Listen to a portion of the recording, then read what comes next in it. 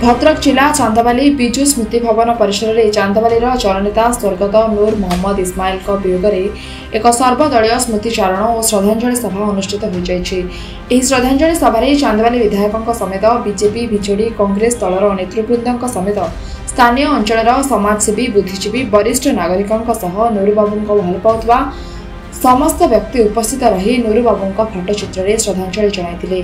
स्वर्गत नूर Mohammad Ismail Chandwali block प्राक्तन अध्यक्ष थिले।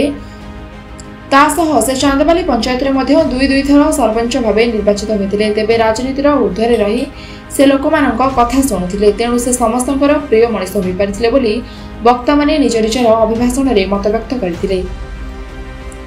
विशेषकर नूरबाबू अनुपस्थिति चांदवाली कांग्रेस एक अपूरणीय क्षति बोली कांग्रेस नेता माने मत व्यक्त करछन्ति।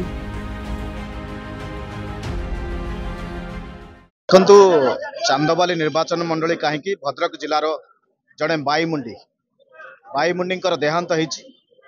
चांदवाली आज कांदुछि, दुख दरजर से दुखी आउ रखींकर मनीष थिले, सर्वदलीय नेता थिले।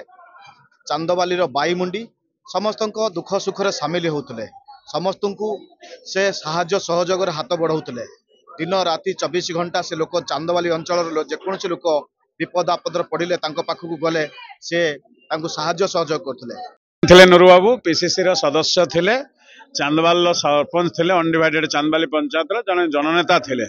नाटा केवल नूर मोहम्मद इस्माइल से लोक से मुस्लिम बोली भावुले, कि कौन एक्टिविटी सेक्टेरियन मुस्लिम नथिला। एवं चांदवाली भाया दरदी लोक बहुत कम मिले। प्रकृत में जहाँ जननेता कह जाए से हूँ नूर Mohammad Ismail.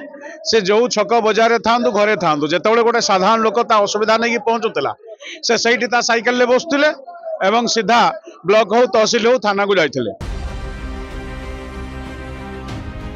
Chandwali Prashant Kumar पाणिक report, Sunstar TV.